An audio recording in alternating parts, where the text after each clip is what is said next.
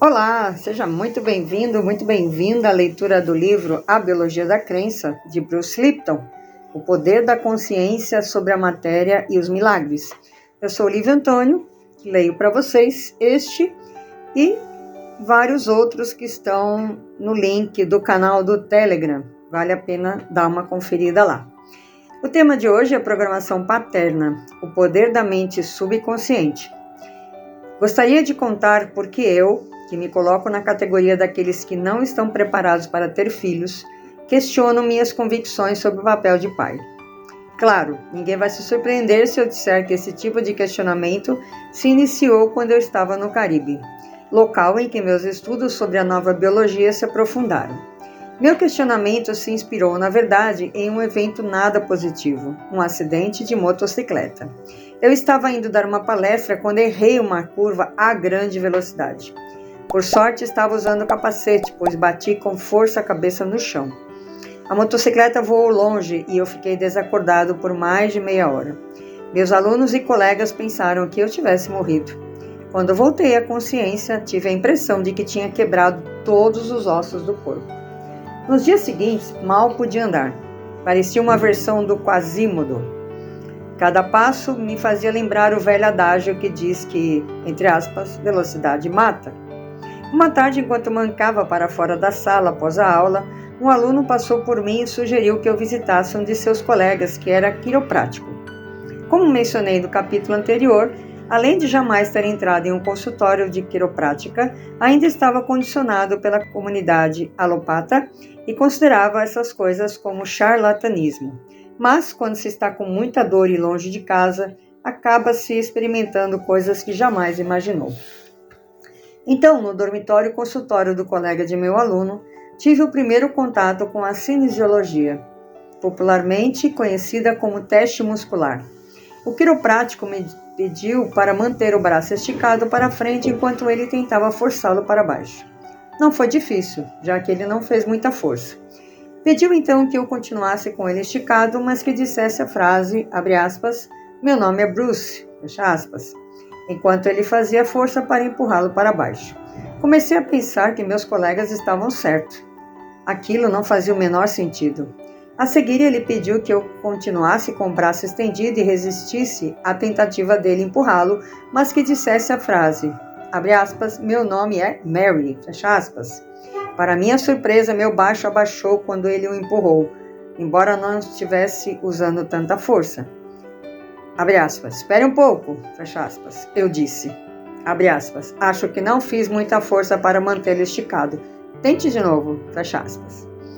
Concentrei-me mais e estiquei o braço, mas quando disse, abre aspas, meu nome é Mary, fecha aspas, ele conseguiu empurrá-lo para baixo com toda a facilidade. Então, aquele aluno que agora era meu professor, entre aspas, explicou que quando nossa mente consciente tem uma crença que entra em conflito com as verdades armazenadas em nosso subconsciente, o resultado é o enfraquecimento dos músculos do corpo. Então, aquele aluno que agora era meu professor explicou que quando nossa mente consciente tem uma crença que entra em conflito com as verdades armazenadas em nosso subconsciente, o resultado é o enfraquecimento dos músculos do corpo. Para minha total surpresa, percebi que minha mente consciente, tão exercitada e confiante, após todos aqueles anos de vida acadêmica, havia perdido o controle diante de uma simples frase que contrariava uma informação do meu subconsciente. Bastou dizer que meu nome era Mary e minha mente inconsciente minou todas as forças de meu braço. Fiquei muito surpreso ao descobrir que havia outra mente, entre aspas, uma outra força copilotando minha vida. Mais desconcertante ainda era perceber que essa mente oculta da qual eu conhecia tão pouco, entre parênteses, tinha noções muito básicas de psicologia, fecha parênteses, era mais poderosa que minha mente consciente, exatamente como Freud descrevia. Aquela simples visita a um quiroprático acabou modificando minha vida. Localizando problemas em minha espinha dorsal por meio da cinesiologia, aquele aluno conseguiu acessar o poder inato de cura de meu corpo. Saí daquele quarto me sentindo um novo homem, após alguns simples ajustes em minha coluna, sem ingerir nenhum tipo de medicamento. E o mais importante, fui apresentado a um novo personagem, entre aspas, minha mente subconsciente. Saí do campus naquele dia fascinado com a descoberta. Lembrei-me de alguns conceitos da física quântica, de que os pensamentos podem estimular comportamentos com mais eficiência que as moléculas físicas. Meu subconsciente sabia, entre aspas, que meu nome não era Mary, e por isso transmitiu um sinal para que eu não insistisse. O que mais essa mente inconsciente sabia e como aprendeu tanto? Para entender melhor o processo e o que havia acontecido naquele consultório, recorri a um conceito da neuroanatomia comparativa, segundo a qual, quanto mais baixo está um organismo na cadeia evolutiva, menos desenvolvido é seu sistema nervoso e mais ele depende de comportamentos pré-programados, entre aspas, natureza. As traças voam em direção à luz. As tartarugas marinhas retornam às mesmas ilhas para pôr seus ovos na praia na mesma época do ano e alguns pássaros voam quilômetros até chegar a alguns locais para reprodução. Mas até onde sabemos, nenhum desses animais tem consciência do que os leva a fazer isso. São comportamentos inatos geneticamente incutidos no organismo e classificados como instintos. Os organismos mais altos na cadeia têm seu sistema nervoso mais complexamente integrado e comandado por cérebros maiores, que lhes permitem seguir padrões diferentes de comportamento por meio de experiência e aprendizado. A complexidade desse mecanismo de aprendizagem ambiental é presumidamente maior nos seres humanos que estão no topo ou mais próximo do topo da cadeia de evolução. Segundo os antropólogos Emily A. Schultz e Robert H. Lavenda, abre aspas, os seres humanos dependem mais do aprendizado para sobreviver do que as outras espécies. Não temos instinto que nos protejam automaticamente e nos levem a encontrar comida e abrigo, por exemplo. Isso de 1987. Claro, possuímos alguns instintos comportamentais inatos durante a infância, como o de sugar durante a amamentação, nos afastar do fogo e nadar se jogados na água.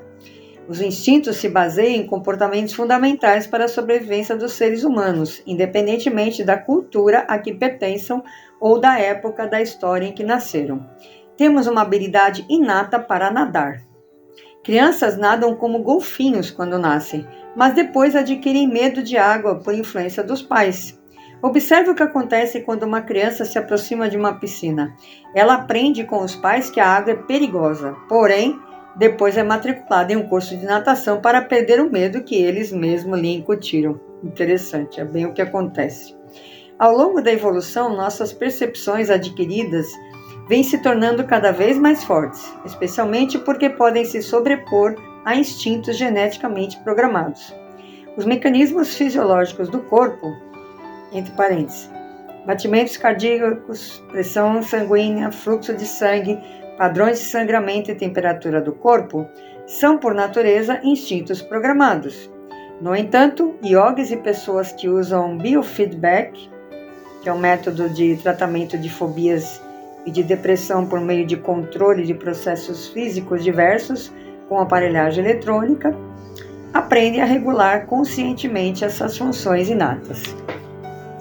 Os cientistas acreditam que, devido ao tamanho de nosso cérebro, temos a habilidade de aprender esses comportamentos complexos. Mas creio que deveriam refrear um pouco seu entusiasmo em relação a essa teoria, já que os cetáceos, como os golfinhos, por exemplo, têm uma área cerebral bem maior dentro de seu crânio. As descobertas do neurologista britânico Dr. John Lorber, publicadas em um artigo na Science em 1980, será que o cérebro é mesmo necessário? Questionam a noção de que o tamanho do cérebro é o fator mais importante para a inteligência humana. Lewin, 1980. Lorber estudou diversos casos de hidrocefalia, acúmulo de água no cérebro, entre parênteses, e concluiu que mesmo quando a parte do córtex cerebral, a camada externa do cérebro, entre parênteses, é inexistente, os pacientes conseguem viver normalmente. O redator da Science, Robert Lewin, cita Lorber em seu artigo. Um dos alunos que estuda nessa universidade, Sheffield University, tem um QI de 126. Ganhou prêmios como melhor aluno de matemática e tem uma vida social normal, mas não tem cérebro. literalmente falando. Quando foi submetida a um exame, verificamos que em vez de um cérebro normal de espessura de 4,5 centímetros entre os ventrílocos e a superfície cortical, havia apenas uma fina camada de tecido de pouco mais de 1 milímetro de espessura. Seu crânio é preenchido apenas com líquido cerebrospinal. As descobertas de Lorber sugerem que devemos reconsiderar nossas crenças sobre o funcionamento do cérebro e sobre os fundamentos físicos da inteligência humana. No epílogo deste livro, menciono que a inteligência humana só será totalmente compreendida quando aceitarmos os conceitos do espírito, entre parênteses, abre aspas, energia, fecha aspas, ou aquilo a que os psicólogos mais atualizados chamam de mente superconsciente, entre aspas. Mas, no momento, gostaria de me ater aos conceitos de mente consciente e subconsciente, que sempre provocaram reações entre psicólogos e psiquiatras. O que quero mostrar é a base biológica da paternidade consciente e os métodos de cura psicológica baseados em energia. Terminamos o tópico de hoje e eu quero fazer um comentário interessante o que aconteceu hoje. Estava ouvindo um audiolivro, como eu já disse, gosto bastante, As Cartas de Cristo, e ele cita no áudio 22 sobre a membrana das células. Ele está falando sobre o Big Bang, como surgiram as coisas, como surgiu o universo, e depois ele cita a ação das membranas, a função da membrana da célula como um filtro, não é? Que capta a alimentação e depois faz a excreção do que não precisa. Muito interessante quando a gente já ouviu falar disso, coisa que eu nunca tinha ouvido, nunca tinha estudado na minha vida, por causa deste livro, A Biologia da Crença. Quando eu ouvi aquele áudio sobre a membrana, eu sabia do que ele estava falando. Olha como é interessante, como as coisas estão tão sincronizadas e tão encaixadas e nada acontece por acaso. Então, por isso que eu sempre digo, aproveitem todo o livro, é conhecimento que uma hora ou outra vai ser usado, vai fazer sentido e será necessário. Nada é por acaso. Do meu coração para o seu coração, eu desejo que os seus sonhos se realizem. Até o próximo áudio.